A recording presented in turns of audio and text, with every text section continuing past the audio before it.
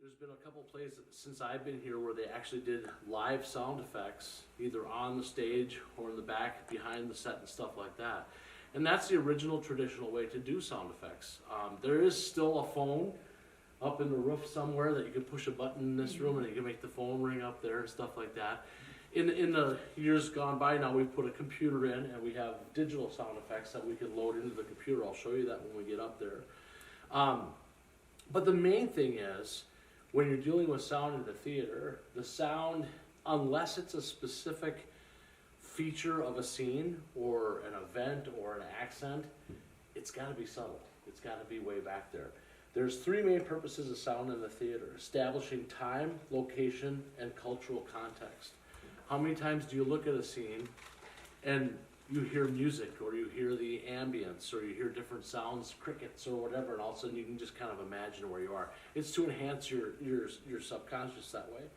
I have a question. Yeah. Do you guys do any sounds that are to cue people to do other things? In the script, absolutely. And what we do is when we're up here in the booth, and I'll show you that when we get in there, we lay out sounds per the script. So sometimes they cue us to do a sound and that may cue the next person. Sometimes the sound and light cues work together. Sometimes there might just be one operator in the booth that's doing lights and sound if there's not a ton of stuff. If it's a very active sound and lighting show, like some of the musicals and some of the more active things, then obviously there has to be at least two people in the booth. So setting mood and atmosphere can definitely, just like lights, sound can do it.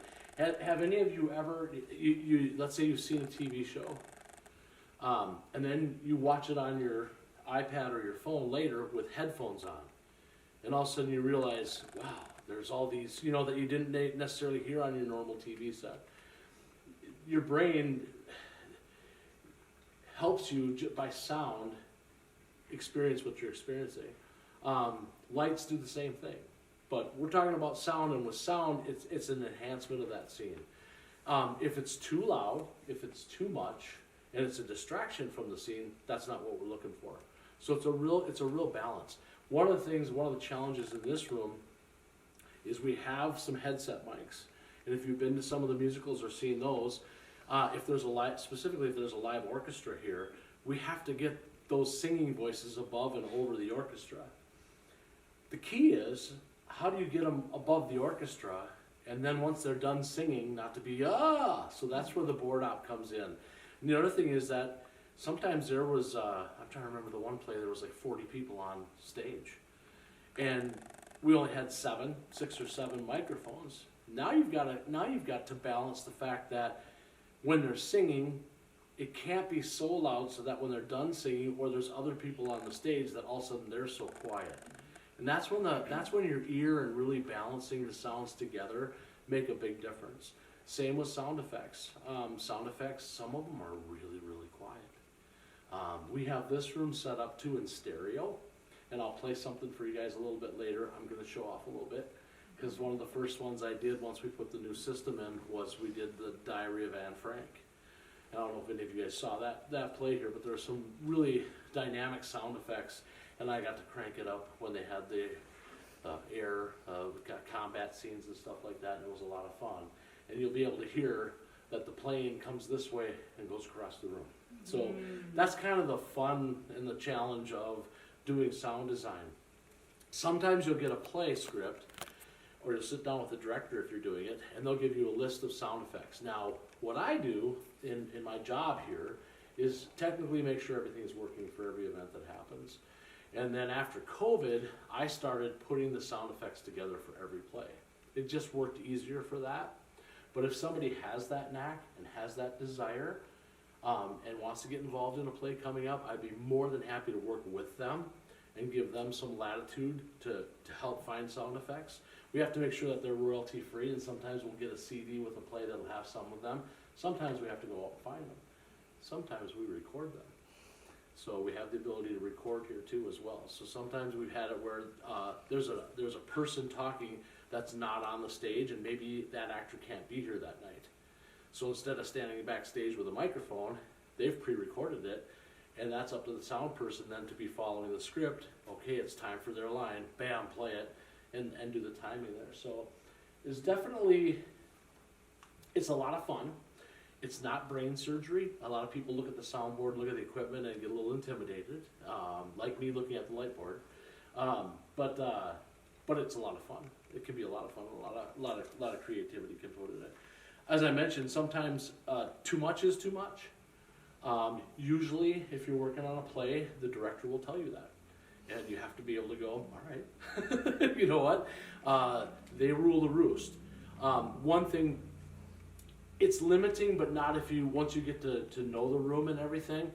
If you're in that room, usually for the plays, we take all the windows out. That way, as much sound can travel in. We keep the windows up and locked because of security reasons when there's not a play going on. Otherwise, we take that out so we can have more of that ambience. But still, you're in that room versus out here. So what I normally do when I'm doing a play and we have tech night is we'll get the sound set, we'll get them playing, I'll walk the room and just make sure that it, you kind of get a feel for where levels are set and you go from there.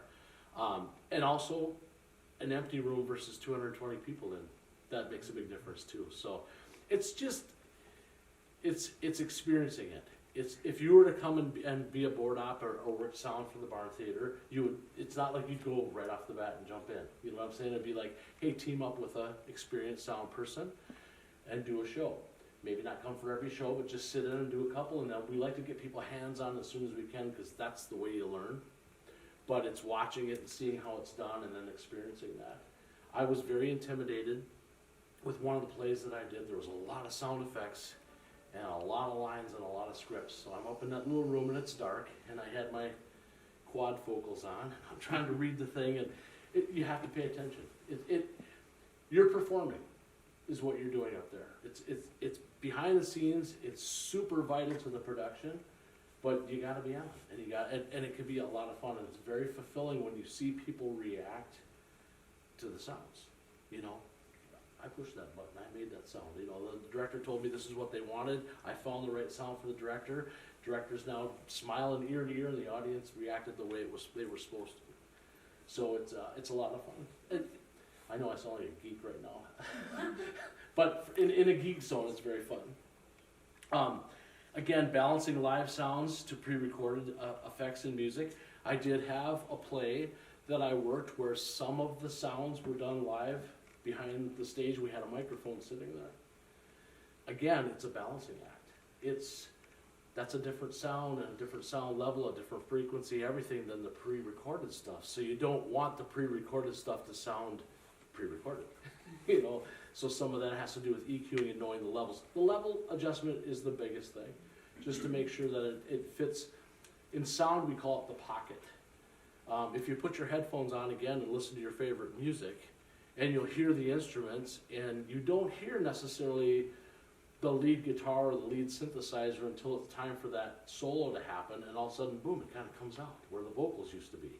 And then all of a sudden it disappears, and then the vocals take that spot. It's kind of a 3D picture in your head, even in the theater, where we're just trying to find the pocket for the sound. So it's not distracting, but it is adding to the performance. Benefit of live effects. There's some old school directors, and I say that with respect because my dad did plays in the Twin Cities for years and years. He's 85 now, and he did a lot of stuff. And when you bring up pre-recorded sound effects, it's blasphemy. and anytime he possibly could, he would have a sound person. And I was one of those at one point in time. I had a table with all these different effects, and a microphone was hanging just so I can get it into the theater. And I was making sounds all night physically. The actors and the singers had to hear the music to sing along to it. They had to have a monitor of some sort. So without putting big monitors on the floor or in front so everybody could see them, they actually painted a section of the wall. We screened it over, fabriced it, and painted it, and then there were speakers behind. So the audience couldn't see that there were speakers there, but from each side, when the actors were out there, they had sound coming from both sides. And that was a lot of fun. So we sent a separate track, and that was recorded music off a CD, but that was a separate track that we played on the stage. And that's vital if you've ever sang in a play or ever sang in choir or ever sang in a situation where you can't hear. You can't hear the person you're harmonizing with, or you can't hear the music that you're singing with. It can be very frustrating.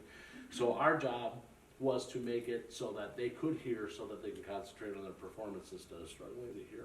With that one, was that quiet enough then? Because I don't remember the music as much. I mean, we went to that one. Was it quieter so we didn't hear it out here, the music?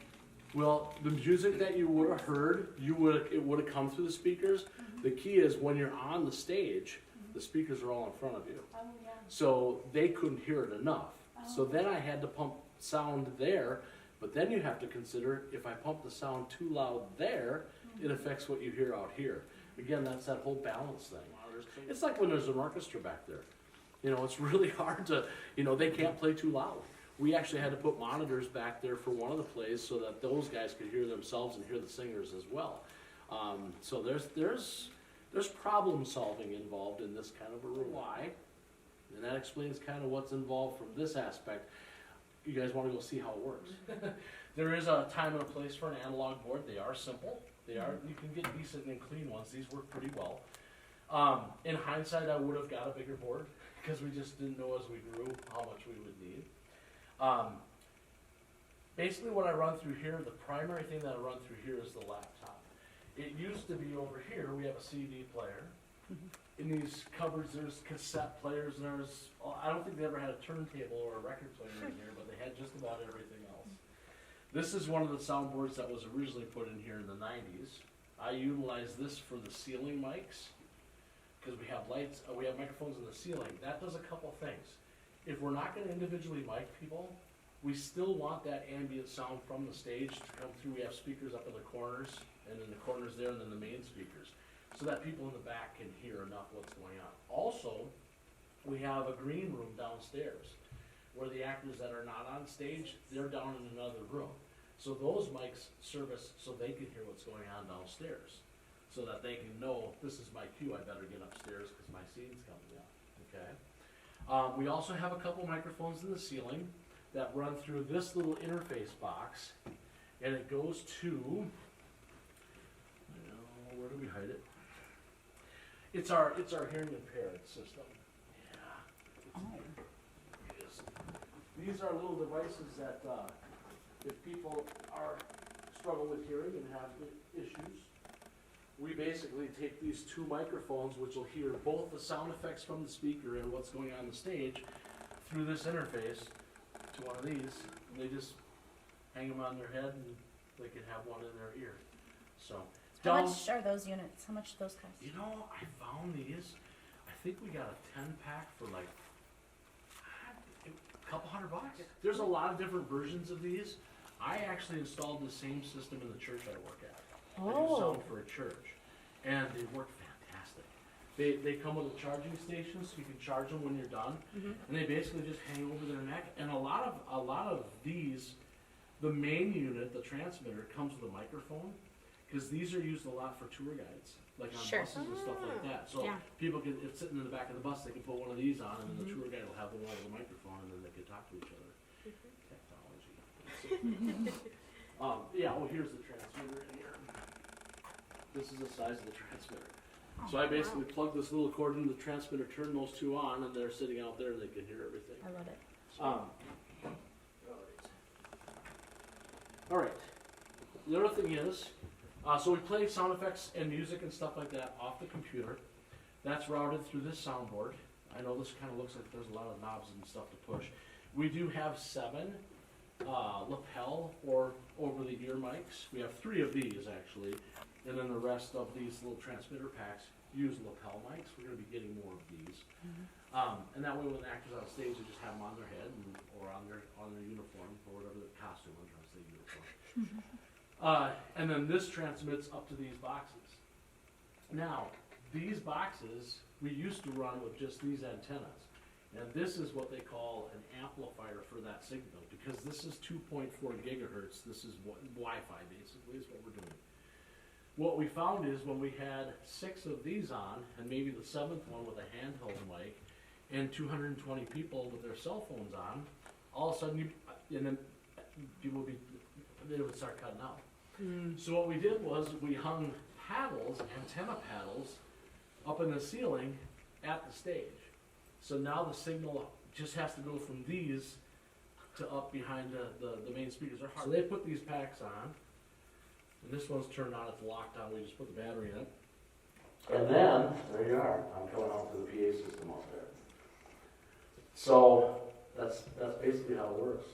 We've had it where some people will share these, so they'll switch them, you know, if they do a costume change or somebody else, they'll switch them, and that's where it's really super important for the person running the soundboard to know when to mute. Muting people is almost as important as unmuting people. Especially if they're backstage and they're not on, you gotta make sure they're shut off. Or if they have to take a break and use the restroom, you wanna make sure that one's off.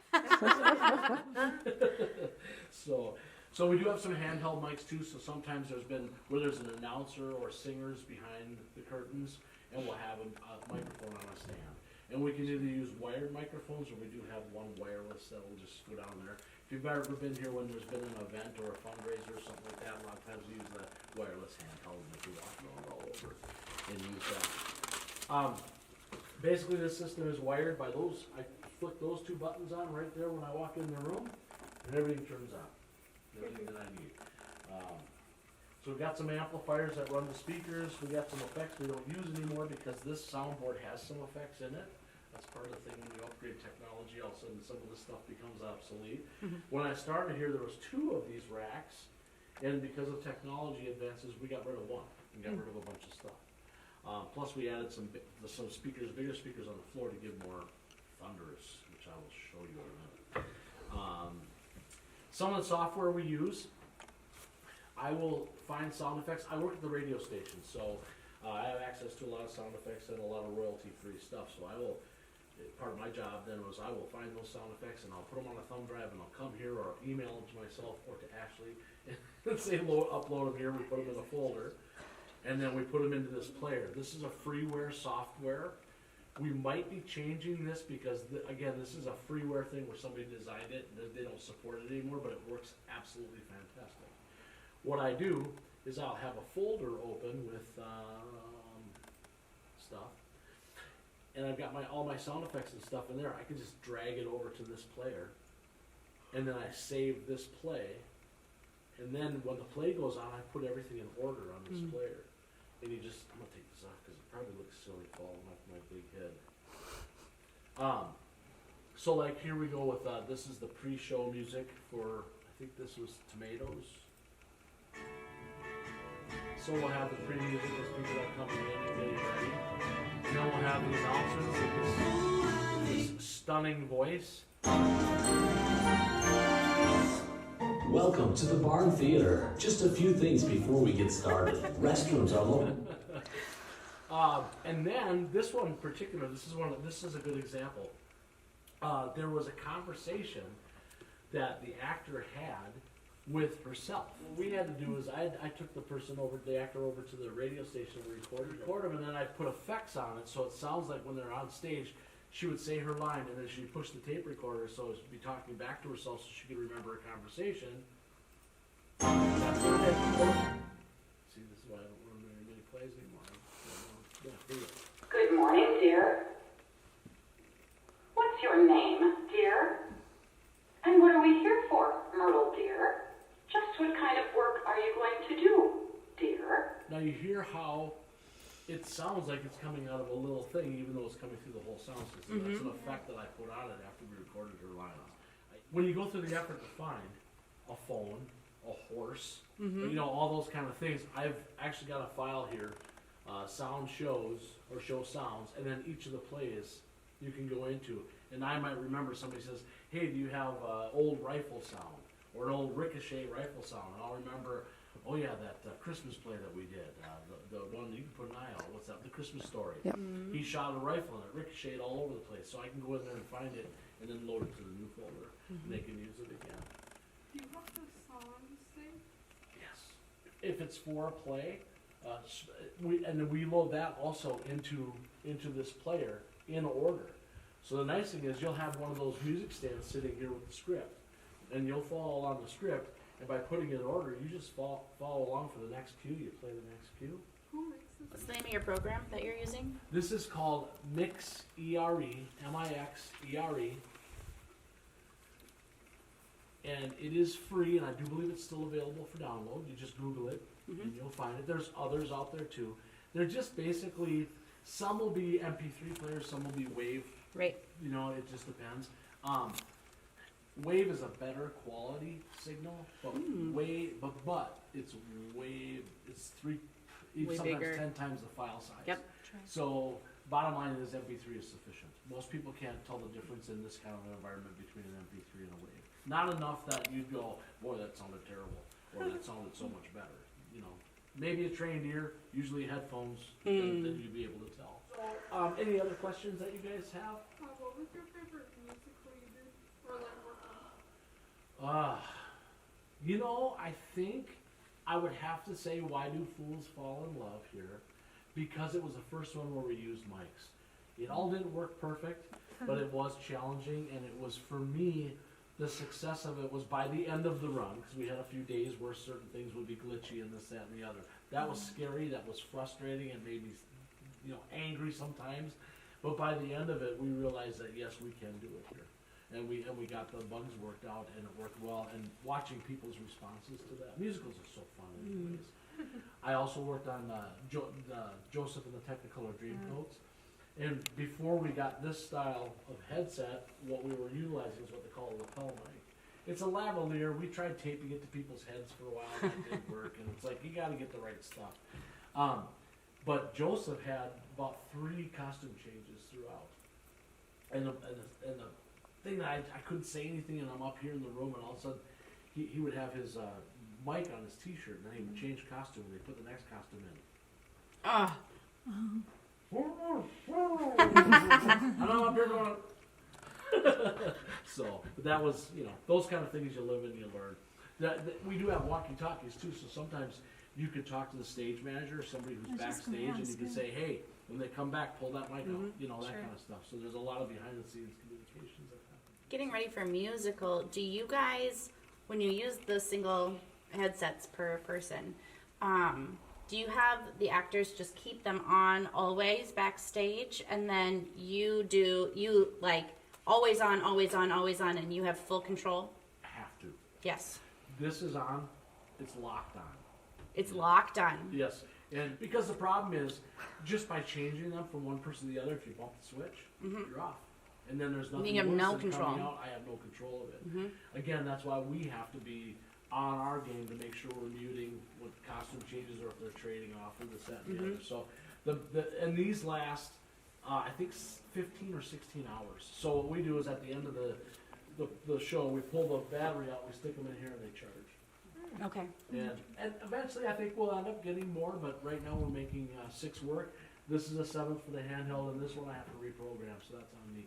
But technically we can do 8. We've used every one that we've had before, and sometimes they have to trade off and trade between actors. But and again, there are directors that just don't want to do it. There's been musicals here where there's been an orchestra and no microphones, and those singers have to project.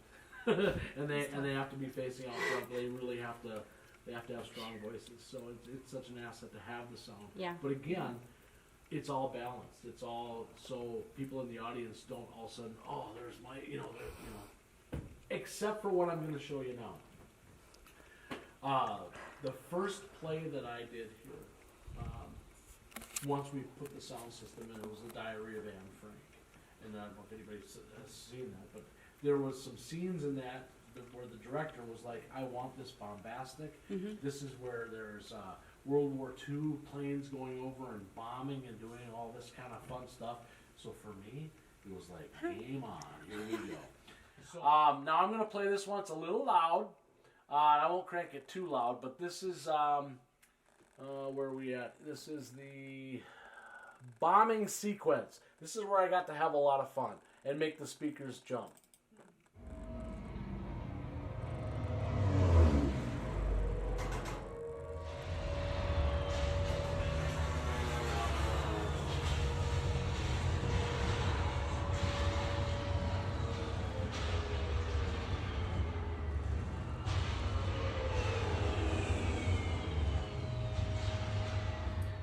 that's like going to the movies, right?